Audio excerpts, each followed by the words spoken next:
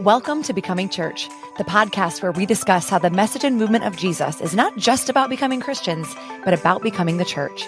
I'm your host, Kristin Mockler-Young, and our guest today is going to take us by the hand and walk us back to the best parts of childhood. Her name is Kari Esmail, and she is a fun coach. Yes, I said a fun coach, not a life coach, but a fun coach. Kari's goal is to help us live life to the fullest as Jesus said we were created to do, in a way that doesn't add tasks to our to-do list, but instead helps us to find fun in what we're already doing. Here's my conversation with Kari.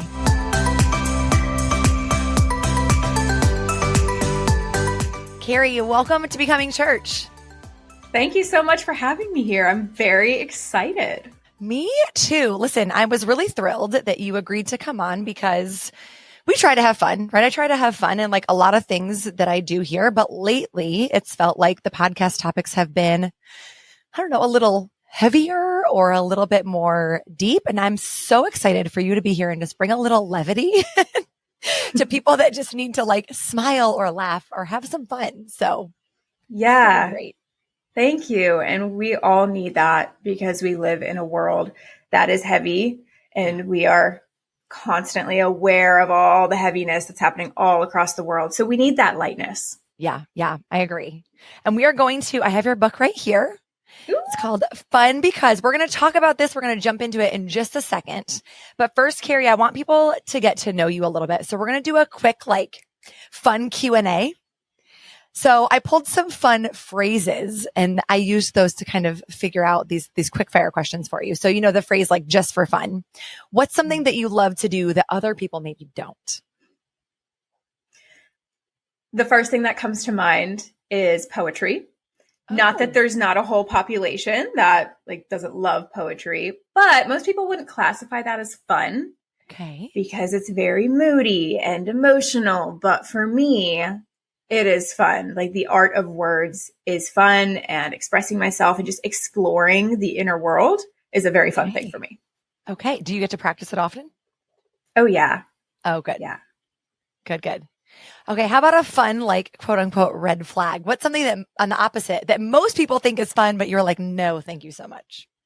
Yes. Okay. So the most stereotypical things that are fun for people, generally the things that first come up are the ones that for the introvert are not as fun. So games, competition, and anything that involves mingling with strangers, which is oftentimes parties. And those are like the fun things. And for me, I'm like, I'm good. Okay. I'm like, wait, you built a whole brand. You built a whole like business on parties and mingling with strangers.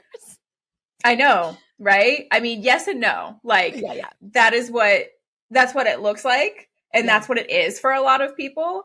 Yeah. But for me, it's been such a different journey. And that's one of the reasons I feel so called to be in this role, because there are a lot of people who automatically assume that being fun is for extroverts and for the people who really love to go to the parties. And it's part of our nature, and everybody has a different way that they connect with that. Okay. I don't think you would consider yourself an introvert. You know, I think we're all a ratio. Yeah, sure. For sure. Of both. But I would say I'm 60 to 70% introverted. That is crucial time for me. Okay. How about you? I am mostly extroverted, but I am finding as I get older, and maybe it's more, the longer that I've been in ministry, because I'm forever around people, that I'm like, I really do need my time to be alone just to kind of like recharge and think sometimes. Mm-hmm. So I'm finding that more and more. All right. How about the phrase, it's all fun and games until? What's something that you thought was like fluffy but you got into it and then you found it to be like actually deeper, more meaningful? Everything. Okay. Really? Yes. Okay. So there's a great recent example of this. Now, when I say everything, I mean, any kind of fun that we have, there is profound insight and awareness and stuff to learn inside of it. You just have to look for it. So this week's example of that is my husband, Alex, and I went rock climbing for the first time. And we kind of thought it was going to be the real kind where you go all the way up and rappel down and all the things. And it was just bouldering, which is climbing. Mean? So it's like, it's a shorter wall and there's padding on the floor and you climb until you can't and then you fall down. Oh. Yes. And that can be, you know, you you can fall from kind of high up or not. Yeah. Okay.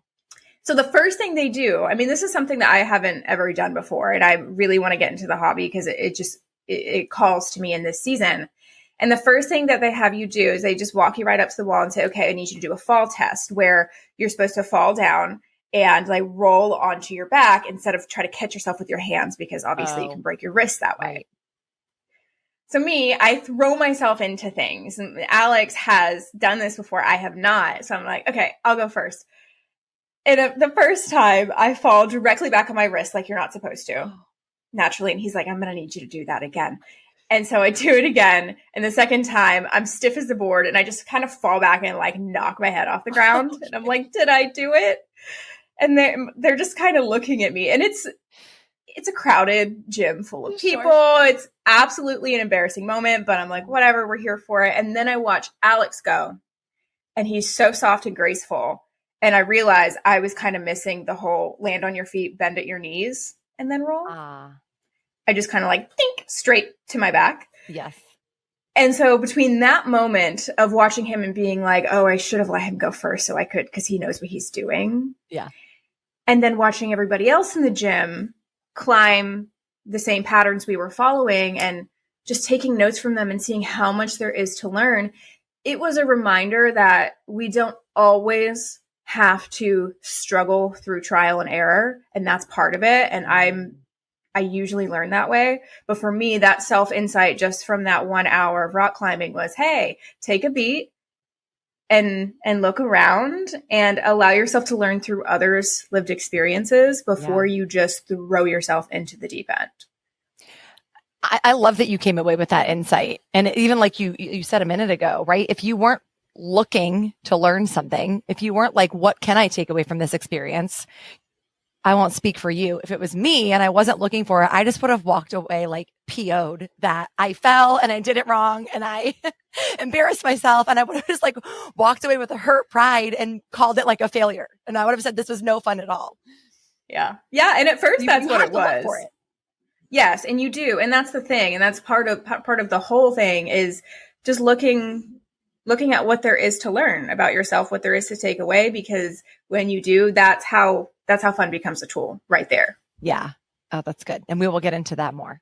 All right. So the next phrase is, are we having fun yet? What's something that you always say yes to? Don't have to think about it. You're like, I'm in every time. Travel. Oh, yeah. I overcommit, and I'm just coming out of a season like this so hard. And Alex and I will just have these months or seasons where we just are sprinting and traveling consistently for like multiple trips in a month. And then at the end, we're like, what are we doing? We're like barely enjoying this anymore. Let's slow down, get back into routine. So, but I'm an explorer. I don't know about you. And just that is how I play the most. Okay. So it's hard to say no to, you know? Yeah. And there are always new places to go explore that you haven't been, I'm sure. Exactly. All right. What's your guilty pleasure, as in something that maybe you used to feel guilty about doing, but you don't anymore?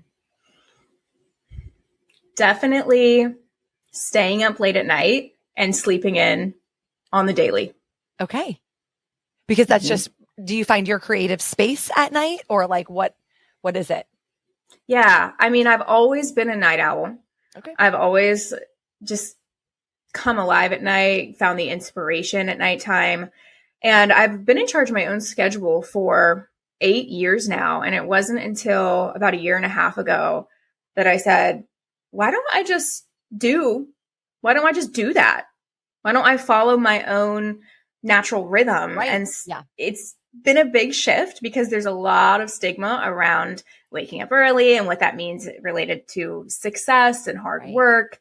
So it's been a lot of unraveling conditioning, but for me, it allows me to enjoy my life more, and be way more productive and proactive. Good. And I'm glad that you have been able to let go of the guilt around that too, because no one needs to carry that about anything. No. All right. Last quick fire question for you. I want to know your childlike wonder, the thing that makes you feel like a kid, like in the best way when you're doing it. Song and dance, I think, is timeless. But the other thing that comes up is playing in nature. Okay. So I like to go to a park with a friend or with Alex and kick a soccer ball and bring a speaker and look at the sky and have a little picnic and just have some blank space to just be there and be present. That feels really childlike for me. Yeah. Blank space. I know, I'm just picturing, I'm like, that really is the difference between childhood to now. And I guess depending on people are listening, the ages of their kids and their kids' accessibility, but like my kids don't have phones yet. So they have that blank space to play. Like they don't have to worry about time management or schedule or routine or when they've got to stop to be. They just get to like go until I reel them back in, You're right. And that is such a great insight from a mother. Like that is the main difference between being a child and being an adult. Yeah. But as we're going to learn from you today, we can find space for that again. Yeah. So you've got your book. Like I said, I've got it right here for people watching on YouTube. It's called A Fun Because: How to Succeed Without the Hustle. And Kari, I want to start right there with what kind of success you're talking about, because as someone who very much loves fun, I do love fun, but if there's ever an option for me to succeed at something, I'm jumping over the fun and choosing the outcome because I am an achiever and I want to achieve things. So what is the success that you're talking about in your tagline here? Yeah, I'm talking about the stereotypical success of reaching the milestones, the achievements, having the financial freedom that we all long for. Maybe it's having the big house. Maybe it's really directly related to your career and where you want to go with that and the impact that you want to make. But I'm actually, surprisingly, not really in this context talking about the holistic version of success where it is about your family and your friends and all the balance. I'm talking about that success that everybody's chasing, because the idea here is that hustle is one way to get there, but it's not the only way. Okay. And that journey at this point in time in the world doesn't require as much pain and suffering and sacrifice as it historically has. It's all about your mental capacity, your cognitive function, your ability to think creatively and just kind of work smarter, not harder. And that's not really done in being willing to put in these long hours, which is what it used to be. So we're coming out of that in this digital age and this age of AI. We're also kind of competing with AI. So it's about nurturing the mind, and the fun really accomplishes that in ways that the hustle and grind cannot. So basically you're not telling people to like change course. You're saying you can still get to the same outcome. You can still get to the same place, achieve the same successes, but just going about getting there. Like you just take a different path to get there. Exactly. Exactly. It's an alternative pathway. And in my eyes, it is the ultimate win-win of all time, because you become more present, you enjoy your life, you get to have fun and enjoy the journey and actually kind of accelerate your pathway to those things that you want to accomplish in life. So it's a both and situation. Got it. Well, at the beginning of your book, you talk about a previous version of you, that you said you were like weighed down and far from fun and laughter and not feeling like there was any time to have fun because you didn't even have enough time to like manage all the things you wanted to do. And I know a lot of people listening are like, yeah, I can relate. That's my life. And I know it's not as simple as just like, okay, snap your fingers, change your mindset, So how did you do it? How did you move from where you were to like where you are now? Yeah. Well, there was the rock bottom of burnout when you're just, I know we've all felt this, when you're absolutely fried and you're kind of just shriveled up on the floor is what it feels like energetically, like you have nothing left to give. And even when you try to rest and you try to fill your cup, it's just still not enough. Yeah. That's a scary place to be. It's a terrible feeling. And for me, my personal breakthrough was getting a puppy, and I say that I call him my angel because he really was, in the most unexpected way, just kind of like dropped down from God, like placed into my lap. And he was the awakening that, helped me realize the fun, enjoying life, and being joyful was what was lacking. That had completely fallen through the cracks. And I kind of just had this, moment of divine intervention where the Lord made it really clear to me that I stopped prioritizing connection with other human beings. I stopped playing and I stopped using my creative nature. And as a result, there was burnout and there was just a lot of, my career progress had really slowed down and become very frustrating. Okay. So that was my breakthrough. And then the shift was not in really making the time, and it became that over time. But at first it was really just about changing my approach to everyday life. Okay. Talk to me more about that. Like a mindset shift kind of. Yeah. What did that look like for you? Yeah. So for me and for a lot of the women that I've worked with, step number one is just taking a more enjoyable approach to things that feel really mundane and sometimes daunting. Okay. And we call this funifying. Okay. The thing, funifying the task, funifying your life. I also like to use the term fun sandwich. Like with my clients, they'll be like, oh, I really don't want to do this thing. And I'm like, how can we funify it? How can we turn it into a fun sandwich? Like do something that really lights you up right before and then infuse some kind of playfulness while you're doing the thing. And then give yourself an incentive with something you really enjoy afterwards. And then boom, it goes from being this daunting thing to this thing that you actually kind of get to be excited about. And it feels a lot lighter and you're a lot more open-minded and it just all the way around goes better. Okay. So you're not asking people to make big changes at first. It's just like, hey, basically look for the fun in what you have to do already anyway. How could we just look at it differently? That's where it starts. Okay. And then with time, as that shift kind of compounds, you do it, you start to actually see that there is space to make time for the hobbies and the other things, but that can be overwhelming to start with. Oh, totally. If you told me right now, like, hey, pick up a hobby and make time for it every week, I'd be like, thanks, Kari, gotta go. Like it's been fun. Yeah, it's not that simple.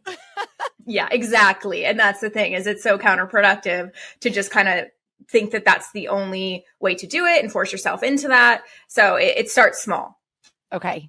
Well, and I would imagine too, fun is kind of like in the eye of the beholder. Like it's connected to self-expression or personality. So what's fun for you might not be fun for me or right. Do you come up with that when you're working with your clients? Oh my gosh. Yeah. That's the whole thing. And there's a wonderful tool that just says so much more than I could ramble on about. It's the 8 play personality types by play researcher Stuart Brown. Okay. And it really gives perspective on the fact that everybody plays and has fun differently. And it gives you permission to do the thing that you find fun instead of trying to, pigeonhole yourself into going to the party or playing a game. Right. Yeah. So do you want to run through them? Yeah. And then tell me and I took the quiz. I took it, so I can tell you what mine is too. But yeah. Oh, I'm excited to hear yours. Yeah. Okay. Perfect. So first one, and it's always a test of my memory to go through all 8, but I think we got it. Okay. First one, the Joker. Okay. People who love comedy, practical jokes, just being silly and goofy. So I think of the people who make the funniest, weirdest, most creative TikToks. Yes. Those ones that we all just pass around. Yeah. Yes. The one that, yeah, exactly. So we've got the Joker. We've got the creator, which are the people who just love to create in any way, shape, or form. Could be baking, cooking, art, writing, all of the above. Okay. The kinesthete, which is the people who love movement. So these are typically, just if you feel like you need to move to think, this is probably you. So our ADHD people oftentimes resonate with this. Okay. Mm-hmm. So movement based. And then we've got the collector, which is kind of self-explanatory, but it's a little bit more than you think. It's not just collecting items. It can also be collecting fun facts or just really anything that you like to geek out about and then share with others. That would make you a collector. Okay. And then we've got the explorer, those who love adventure, novelty, having new experiences. And this can come in the form of exploring the physical world around you and exploring internally. So if you're somebody who really loves to learn about, I don't know, anything by reading books, listening to podcasts, that falls in the explorer category. Okay. And then we've got the director, which is the group of people who love to host and create experiences for other people. Okay. And then we've got one more. Ooh, it's sticking in my brain. I think I know what it is because I think it's mine. Yes, you got it. Like a competitive one. Is that the last one? Yes. And no wonder I forgot, because that is like the last one on my list. I'm not that at all, but exactly that. People who enjoy competition. Yeah. Mm-hmm. Yeah. And can you be more than one?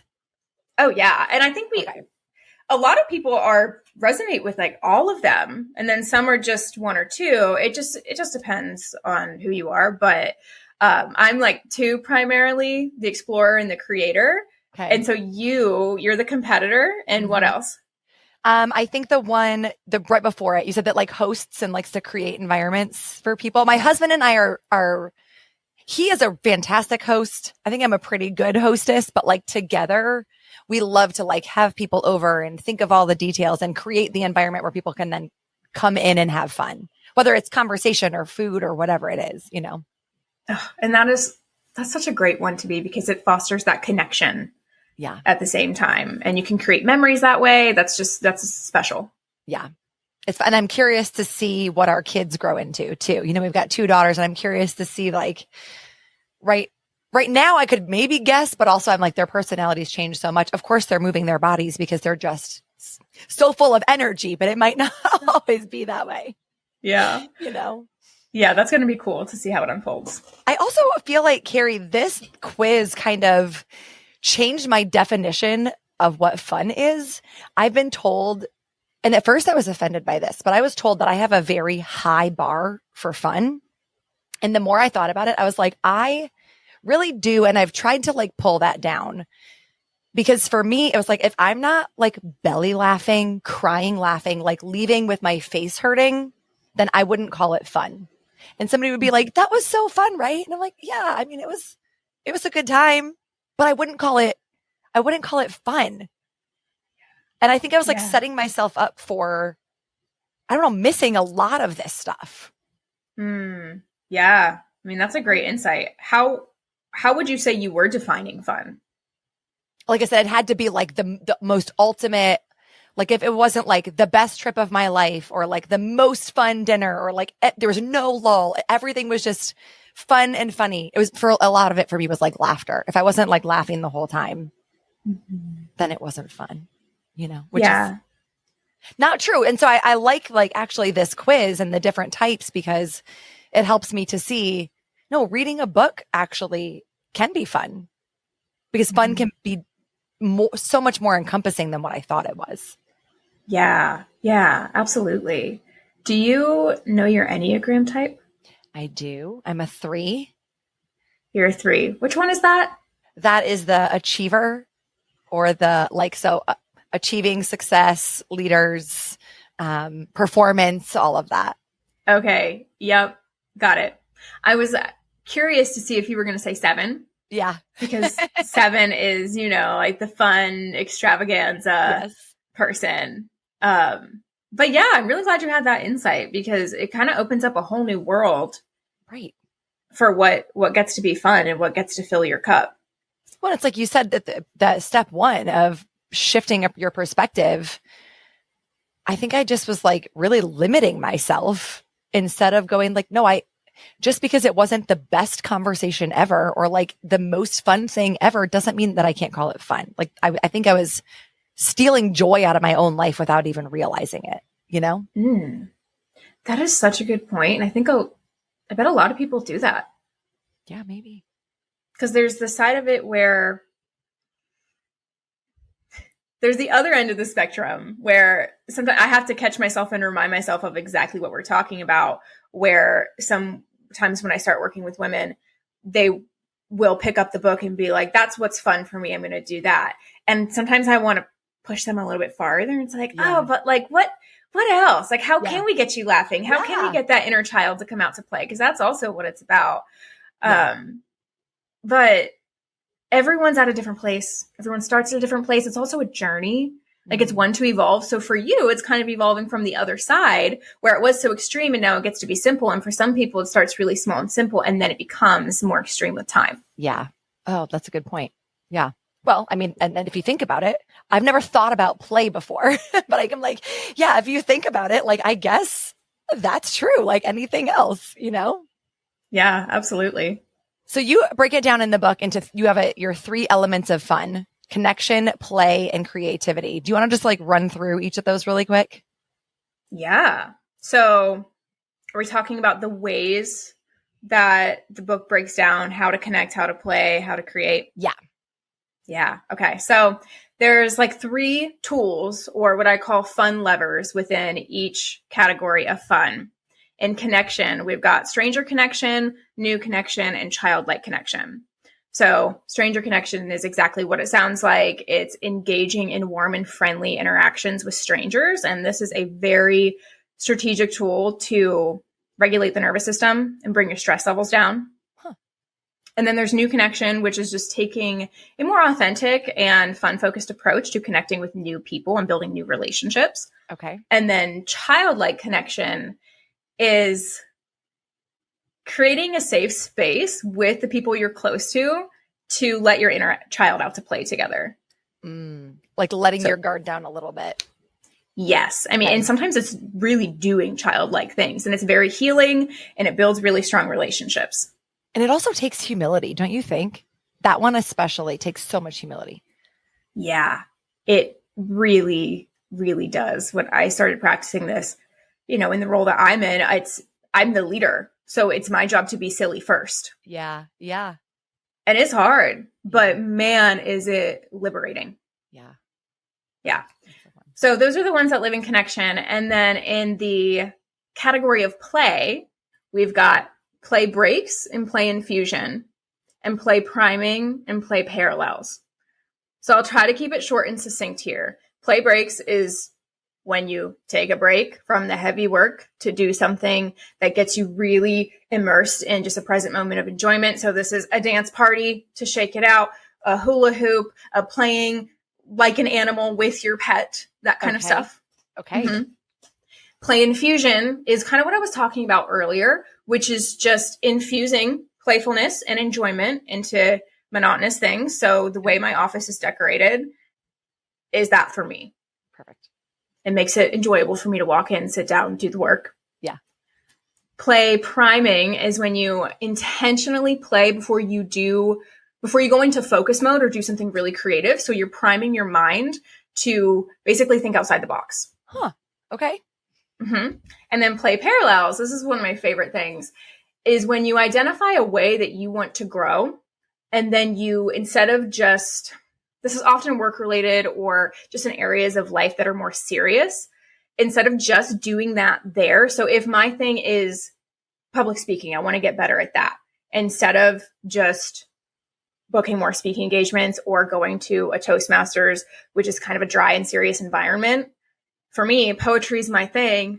I'm going to practice that by going to open mics and doing my art. So you're practicing the thing, you're flexing whatever muscle you want to grow and strengthen in a fun, playful place where there's low stakes. Okay. Play, I'm like stuck on play priming. So basically that's the idea, like play first, because it's going to help you actually to then use your brain in the way that you need to use your brain. Yeah. Which feels it's a so really powerful tool. I feel like I need to like wait and save play for my reward. Like when I do the thing, then I get to have fun. But you're saying to do it the other way. Exactly. And that's what's unconventional about it, because we've been just trained and told our whole lives that your enjoyment is the reward. I mean, going back to school, if you get good grades, you can go out on the weekends. Yeah. Right. And if you do the math and science, then you can prioritize the extracurricular. Yeah. And that's what we're kind of unraveling, because when we're in that playful state, so many really cool things happen physiologically and psychologically that allow us to think more creatively and be more productive and just work smarter, not harder. Okay. Huh. Mm-hmm. It's like the science of play. Yeah, it's really cool. It's really cool. If anyone listening wants to learn about that specifically, the book Play by Stuart Brown, researcher, is very enlightening to the science of it all. Awesome. Yeah. And then the last one, your last element of fun, is creativity. Yes. So there's 3 tools in there. Okay. First one being create more than you consume. I think we can all relate to the way that social media and even just any kind of content consumption, including books and podcasts that you're reading to learn and grow as a human being, we absorb so much information everywhere. And it really can kind of clog up our own creativity and our own inspiration. So picking up some habits, or really just starting with limiting the screen time and what you're consuming to make space first and foremost for that connection to creativity. Yeah. And then to take that to the next level, the next tool is just for fun hobbies. Okay. And it falls in the hobby bucket, but the whole idea here specifically is to do something where there's no restrictions or expectations for anything that you're creating or doing to be good.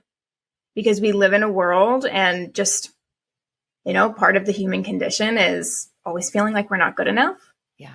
And we live in a world that's telling us to do more and be better all the time. Mm-hmm. And so giving yourself that space for free play to just express yourself with no expectations, no attachment to the outcome, will reignite your spark with creativity. Well, and I think it connects us back to like God is the ultimate creator, right? Like God created, yes, the world and all the things, but God also created us. And so I think when we can create, I like to create sometimes certain things, but when I am creating is when I actually feel like a connection to God sometimes, because I'm like, well, God did this first. Like he, made us out of like little Play-Doh people, and like created us out of nothing. And so when we can create something out of nothing too, it just is a reminder of God is a creator. And so it's kind of a reflection of him and that part of him in us that allows us then to be creative enough to create something else. Yes, absolutely. I think that our creative nature is the thing that most clearly reflects that we are made in God's image. Yeah. He is the creator of all that is, and we have that spirit in us, and it's important to make space for it. And then that kind of brings us to the very last tool, which I call stop, drop, and flow, because when you get that inspiration, it's really important to let it move through you, let it take you somewhere in the moment. And sometimes that comes through as curiosity. Maybe you turn your head at something and you're like, what's in that new, I don't even know, that new yoga studio or something like that. Or you have an idea. It's important to explore that in the moment, because there's something, it's not something, it's God. Yeah. Like it's God kind of like reaching down and putting his hands like in your mind, body, soul, and trying to do something through you. So stop, drop, flow, see where that takes you. Yeah. And that too, it's the other side of it, right? Like we were created to be creators, but then I love how you just said it's God working in us to go, hey, like for me, when God, I feel like Holy Spirit is like, I need you to create something, is when God is like, I need you to slow down. Like I just need you to pump the brakes for a minute and remember, this is such a cliche phrase sometimes, but that I'm a human being and not a human doing, and it's only through play or creating sometimes that I can remember, who I am first and foremost as a child of God, somebody who is loved by God, regardless of what I do or don't do, achieve or don't achieve, Absolutely. Absolutely. Creativity is it helps you connect to yourself, helps you connect to the Lord, helps you connect to your purpose, helps you connect and be aware of what the path that he has for you. It just kind of recalibrates you with all of those things. And it's crazy how it works. I consider it something, creativity, to be on the other side, like on God's side. He's here, he's all around us, he's in us. And yet at the same time, our human minds can only fathom and understand so much of it. Right. Totally. And in the way that creativity works, in the ways that it's healing and how it moves through us and redirects us is all very divine. It's very godly. Yeah. So would you consider fun to be holy? Would you say like fun is a holy thing? Absolutely. Okay. Explain that. Yeah. I mean, it's part of our design, Mm-hmm. unmistakably, because connection is love. Obviously, there is no love without connection. We know that God is love. Yeah. We look at how Jesus walked, and love is the whole point. It's the center of the whole universe. It's what makes the world go round. Yeah. So there's that. And then we look at how natural play is, first of all, for children, and it's part of our development. Yeah. But not just that, like for adults as well. I think song and dance are a great example, and laughter. I mean, biblically, it's probably in there countless times. Yeah. It's part of worship. It's part of so many different things that will never go away no matter how old we get. And then creativity, like I said before, I think it's the most obvious way that we are made in God's image. Yeah. I mean, we are all creative by nature, and that comes through in different forms, and it's what makes us so unique as individuals. And then it connects us. It connects us to so many different things. So for that reason, I think it's totally holy. Yeah, me too. I love it. Well, and I think depending on how people listening were raised, maybe what their church background was, or how, for lack of a better term, like legalistic their church or their upbringing was, I think we forget that like also joy is a fruit of the Spirit. Like it's a fruit of the Spirit. So as believers, as people that are trying to live like Jesus, I think we get so focused in on the ones that seem like self-righteous, right? Like I'm so patient. I have so much self-control. I'm so like all the self-righteousy ones. And we forget that joy is one of those too. And so I think that if we are looking at ourselves in the mirror and going, hey, there's no joy in our lives, that's actually a place that we need to work on growing. Like it's spiritual growth to be able to practice what that actually would look like. I could not agree more. And from, this is not the angle that I typically present all this to the world, because, we got to like bridge the gap. Yes, totally. But spiritually, with the invitation and the purpose that I think God has given me, it is just that. It is to bring people back to that joy and help them reconnect with it, because it is so important. And we have these tools and these gifts that we were given, which is everything that we've been talking about, to make space for that joy and fill more of our lives with that joy. And we're not joyful all the time. We can't be. Please don't try to be. Yeah. I've done that and it backfires really, really hard. Yeah. But I do, with it being a fruit of the Spirit, there's a lot more space for it than I think what most people think. Yeah. And it's time to reconnect with it. Do you ever find when you're working with different people and trying to help them find their fun, do you ever get like feedback from critics, or maybe they have a spouse or somebody that doesn't understand and they're just like, why are you playing? Like, why?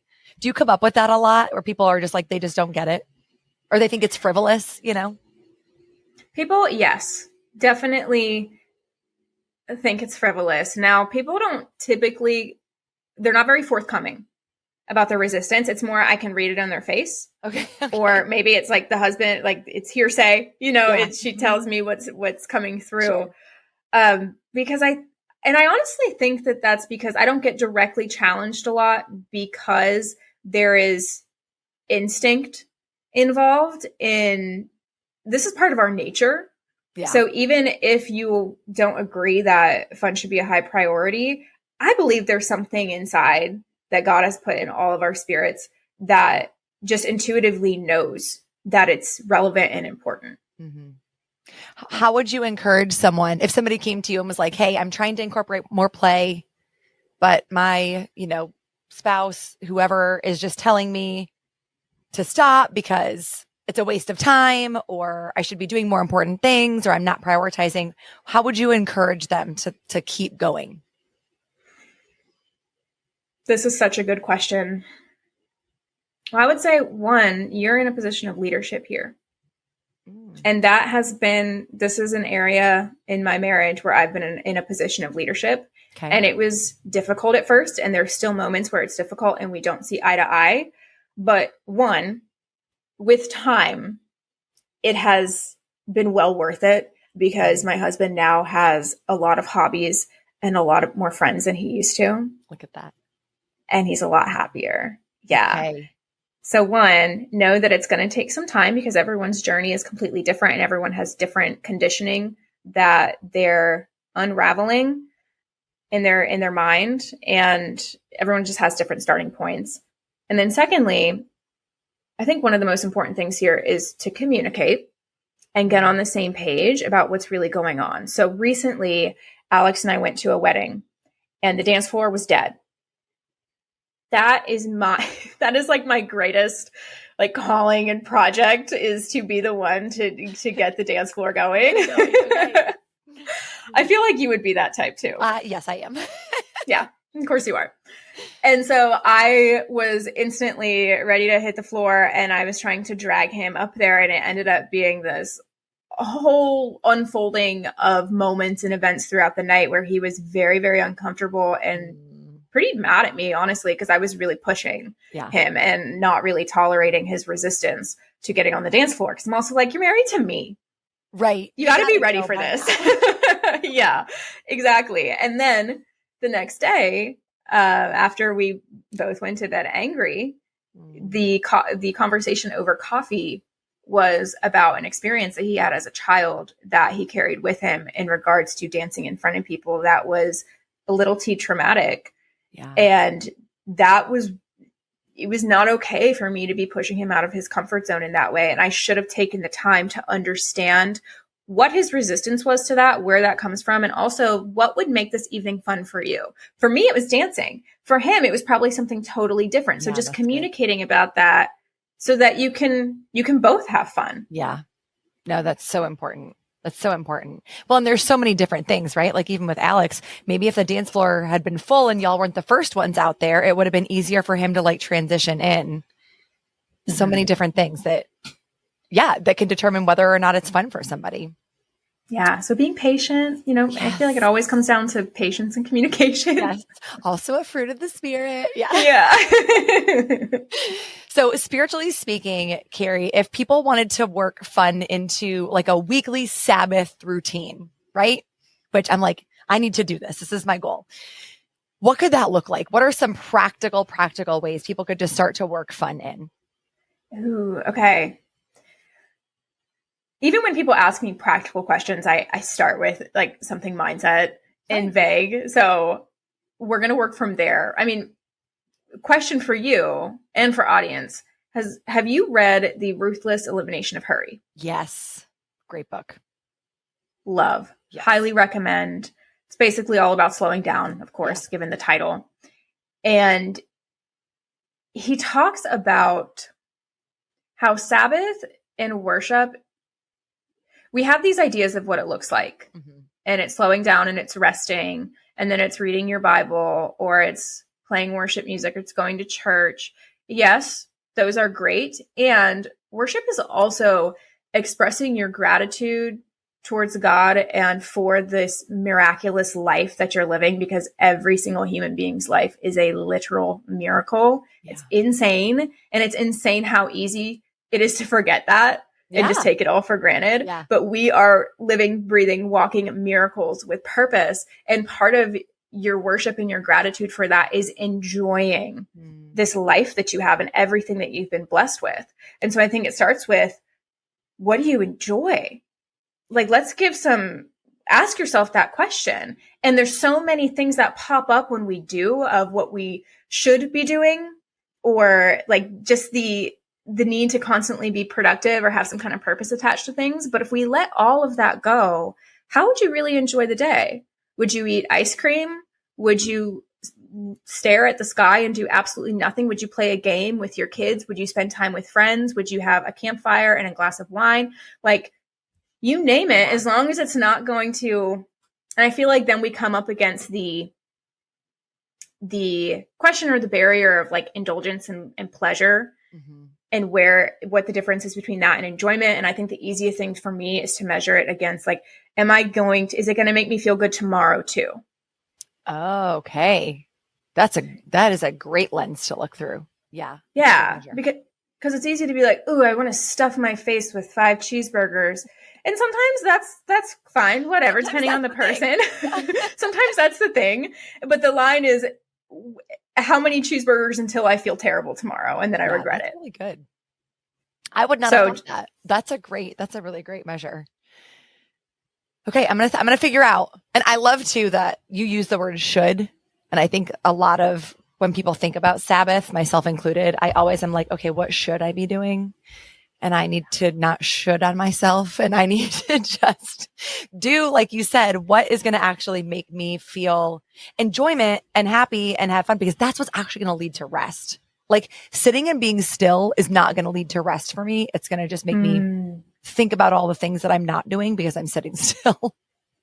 That's a really good thing to highlight. Yeah. Yeah. Because rest, and another, like on that note, identifying what will actually leave you feeling rested and recharged. Yeah. And that's where all of this fun comes in, because I like to see it as simultaneous rest and recharging. Whereas sometimes if we're just trying to rest, we'll sit down and turn the TV on, and that's not resting, it's numbing. And it actually ends up making us feel more exasperated. Yeah. Yeah. And more exhausted, more mentally exhausted, all the things. Yeah. So really for you, I'm curious to hear what's coming up. Like when you think about, what would I really enjoy? What would feel good on the inside for you on your next Sabbath day? What comes up? I need to figure that out. Lately, which I didn't even think about as fun, but maybe I should classify it as fun. I've been making sure that I've got intentional time to move my body, even if it's just a walk in my neighborhood, because number one, like you said, the creativity, like when I feel stuck or if I'm like working on a sermon and I've been in it for hours, I'm like, I need a brain break. But also it gets me out of my house, away from the people that I love very much. But sometimes just, my brain needs a break, Totally. Yeah. Our brains don't get a lot of breaks unless we really push for it. Yeah. Yeah. So I'll have to figure out, I'll have to circle back to you and let you know what I end up doing. That's my fun thing. Yeah, let me know. I will. Well, how do you see people's lives changing if they learn to incorporate fun? All the ways. Specifically, when we have more fun, like we talked about earlier, we feel more connected to ourselves, to God, the Holy Spirit, to others. We become a lot more present in life, which I think is really important to the Lord. Yeah. For us to be in the moment and trust him. So it really it fosters that spirit of surrender and trust and faith. Mm-hmm. And it removes us from being so influenced by the world's agenda, which is do more, make more, consume more. Yeah. It's exhausting. Yeah. So with that, we find rest just being less caught up in that. Yeah. And then as a result, we become more productive people. We become more focused on the purpose and the callings that God has for us in our lives and the unique path that he has for us. Yeah. And it all just feels a lot lighter, a lot easier, a lot more enjoyable. And that can ripple out in any direction. But those are the things I would narrow it down to. Yeah. So much freedom in that. Yeah. All right. Last question for you, Kari, because the podcast is called Becoming Church, because we don't go to church. We are the church. We're becoming the church. How can having fun help us to become the church to the people around us? Mm-hmm. We kind of talked about it a little bit, but with joy being a fruit of the Spirit in this context,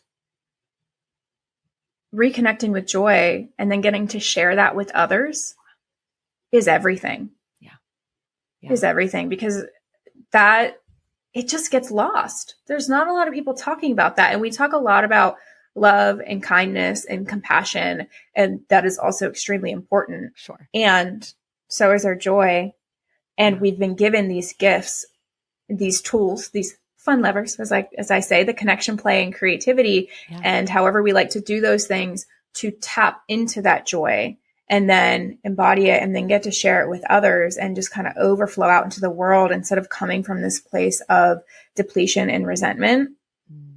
And that like living more like Jesus. Yeah. And being the light. I mean, you think about when you're connected with joy, you're more lit up. You can actually be a light to the world. Yeah. Oh, that's so good. And it's so true, right? Especially now, like we need some levity, we need some light. And so I think it also shows people when we can live in our joy, the joy of the Lord, we can show people actually like there is a different way of living. There is a difference listen, if we claim to follow Jesus and we're like, Jesus changed my life, God loves me, and I'm just as depressed as everyone else on the planet.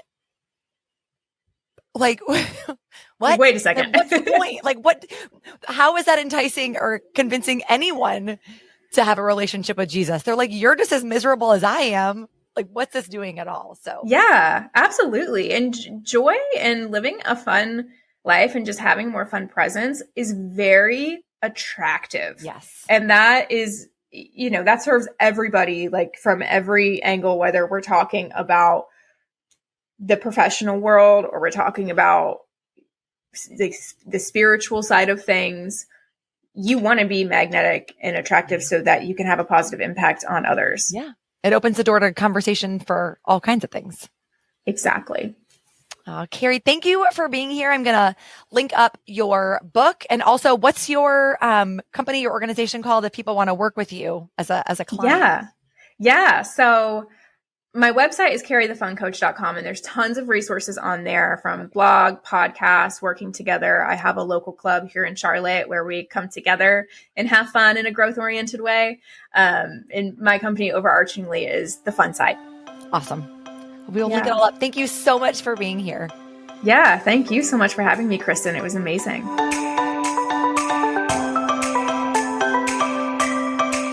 You have a light inside of you, and I promise you that it's still there. I know for a lot of us in a lot of days, it can feel like your light has gone out, or maybe it's been snuffed out or blown out by events or other people in the world, or that maybe somehow, like in that old song that we used to sing as kids, your light is somehow, hiding under a bushel. But that is not true. And I hope this conversation was the beginning of reigniting those embers within you. You don't have to earn your rest or your joy or even your play. And if that's a hard concept for you to wrap your head around, I'm going to link up Kari's book in the show notes, as well as 2 other resources that I hope will help you. You had listened to episode 119 of the Becoming Church podcast with Pastor Terry Crist on finding real rest, as well as a sermon that I recently did on spiritual exhaustion.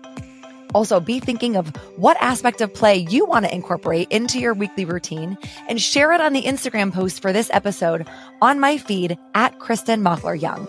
We can encourage each other to keep finding joy and bringing other weary people into the conversation with us. Until next time, thanks so much for listening, and keep becoming the church to the people around you.